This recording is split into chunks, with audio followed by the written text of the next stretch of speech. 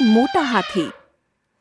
एक मोटा मंजू हाथी जंगल में अपने इलाके में अपनी गुफा के बाहर अपनी पत्नी निमी हाथी और 2 बच्चों के साथ बैठा था।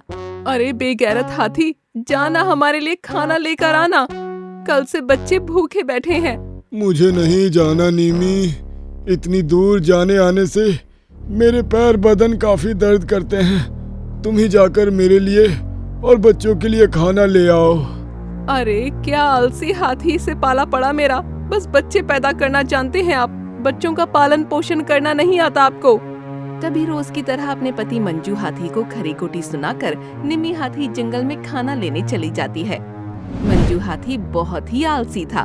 वो सारा दिन अपनी बड़ी सी गुफा में खाता और सोता रहता था। उसे बाहर जाना और खाना लाना बिल्कुल पसंद नहीं था। उसकी पत्नी और बच्चे भी उसकी इस आदत से काफी परेशान हो चुके थे। तभी मंजू हाथी गुफा में जाकर सो जाता है। शाम का समय, तभी निमी हाथी रोज की तरह काफी सारा खाना लेकर अपने घर आई। अरे वाह वाह, आ गया खाना, बहुत जोरों की भूख लगी है। खबरदार, जो खाने को हाथ भी लगाया तो खाना पहले बच्चे खाएंगे। तभी मंजू हाथी झट से निमी हाथी का लाया वो सारा खाना खा जाता है। अरे क्या भुक्खड़ हाथी हो आप, बच्चों का भी खाना खा गए। निमी, तुम बच्चों के लिए दूसरा खाना ले आओ।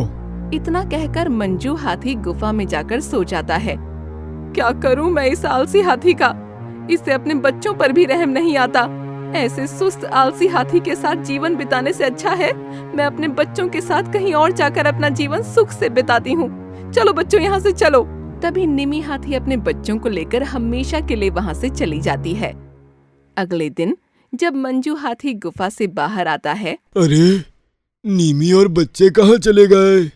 मंजू हाथी अपने बच्चों और पत्नी को काफी तलाशता है, पर वो उसे कहीं नहीं मिलते। वो उन्हें ढूंढते हुए काफी दूर एक अनजान जंगल में आ जाता है, जहाँ कई सारे पशु पक्षी और जानवर अपना जीवन बसर कर रहे थे। अंधेरा होने को आया है, चलो मैं सामने उस गुफा में जाकर सो जाता हूँ। हाथी गुफा की ओर जा रहा था, तभी उसे हिरन का घर दिखाई दिया, जहाँ बाहर और घर में काफी सारा खाना रखा हुआ था। अरे वाह, खाना! तभी मंजू हाथी हिरन के घर के बाहर का और उसके घर के अंदर का सारा खाना खा जाता है। इतने में वहाँ चमेली हिरन आ जाती है।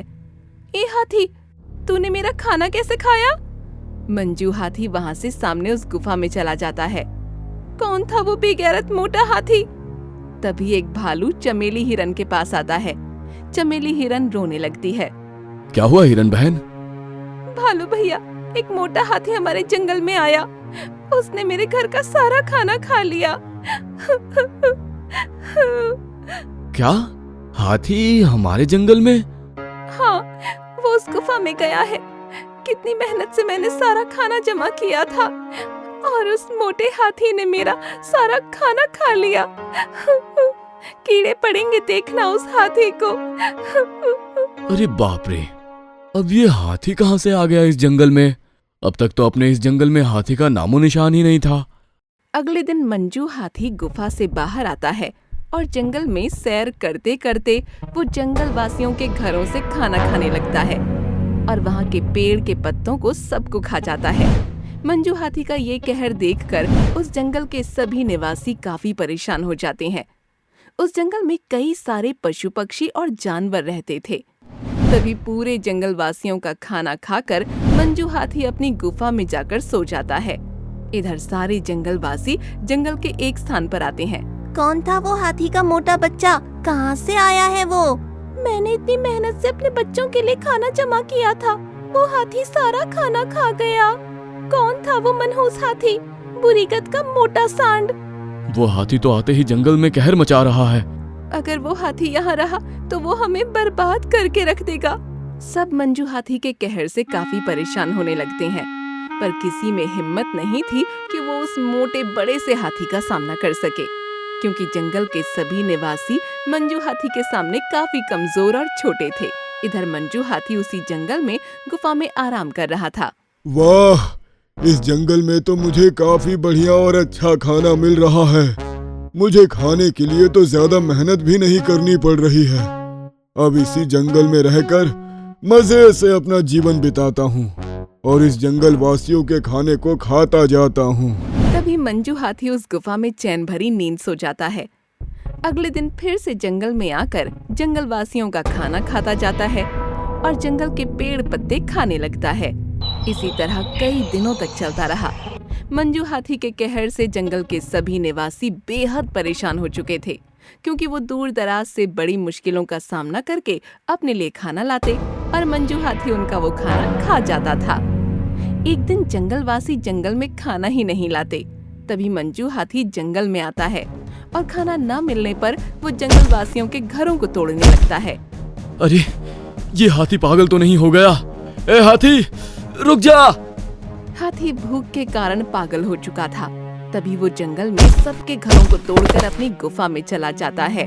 थोड़े समय बाद सब जंगलवासी जंगल के एक स्थान पर आते हैं। वो हाथी तो अब हमारे घरों को तोड़कर जंगल में तबाही मचाने लगा है। हमें उस हाथी का कुछ तो करना ही होगा, वरना वो हमारे पूरे जंगल को बर्बाद करके रख देगा। भालू भाई, वो हाथी कितना बड़ा और मोटा है। हम सब मिलकर भी अगर उस हाथी से लड़ाई करने जाएं, तब भी हम उस हाथी से ना जीत पाएंगे। वो काफी ताकतवर और बड़ा हाथी है, पर हमें उस हाथी को रोकना तो होगा ही ना। सब हाथी से पीछा छुड़ाने के लिए तरह तरह के उपाय सोचते हैं। तभी मंजू हाथी वहाँ सबके पास आता है।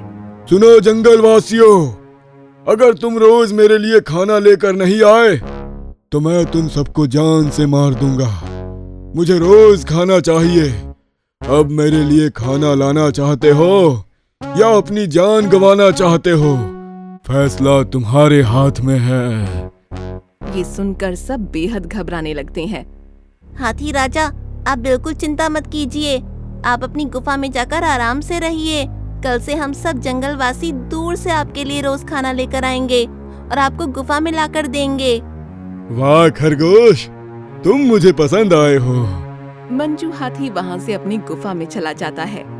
ए खरगोश के बच्चे, तूने उस हाथी को ये क्यों कहा कि हम सब उसके लिए खाना लेकर आएंगे?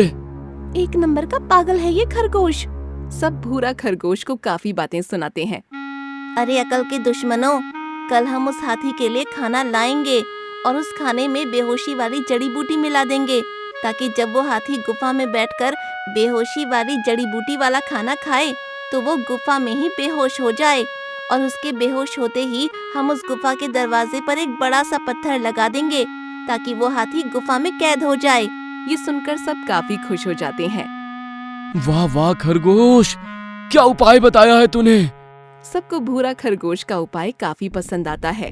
तभी अगले दिन सारे जंगलवासी दूर दराज से काफी सारा खाना अपने जंगल में लेकर आते हैं और उस खाने में बेहोशी वाली जड़ी बूटी मिलाकर वो खाना मंजू हाथी को गुफा में ले जाकर दे देते हैं।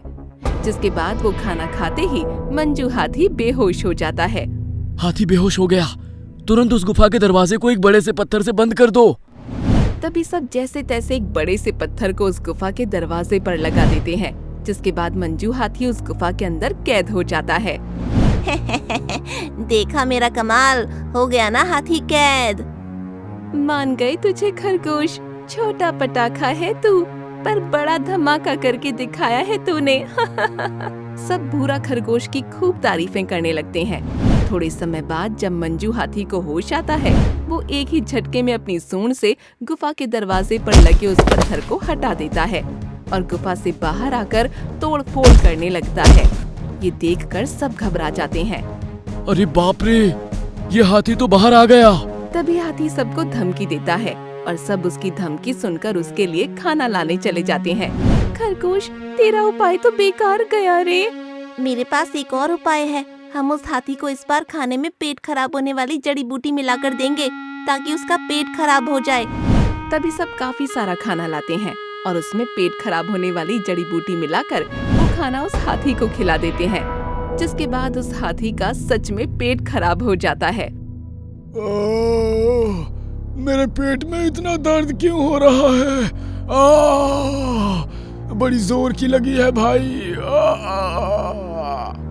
हाथी दौड़ते हुए शौचालय भाग जाता है। इसी तरह मंजू हाथी 4 से 5 बार लगातार शौचालय जा जाकर परेशान हो जाता है। अरे बाप रे, शौचालय जा जाकर तो हालत खराब हो गई मेरी। इन जंगल वासियों ने क्या खिला दिया मुझे? मेरा पेट। तभी मंजू हाथी फिर से शौचालय करने भागता है। उसके बाद मंजू हाथी पूरी रात शौचालय जा जाकर परेशान हो जाता है। अगले दिन मंजू हाथी गुफा के बाहर जिंदा लाश की तरह पड़ा होता है। अरे मर गया रे, अब तो कुछ नहीं बचा रे पेट में। तभी सारे जंगलवासी वहां आते हैं। क्या हुआ हाथी राजा, हम आपके लिए खाना लाएं? बिल्कुल नहीं, अब कोई मेरे लिए खाना नहीं लाएगा। अब से मैं खुद जाऊंगा अपने लिए खाना लाने। ऐसा खाना खिलाया तुम सबने मुझे कि मैं कुछ खाने के लायक ही नहीं बचा। चलो जाओ सब यहाँ से, नहीं खाना है मुझे तुम्हारा खाना।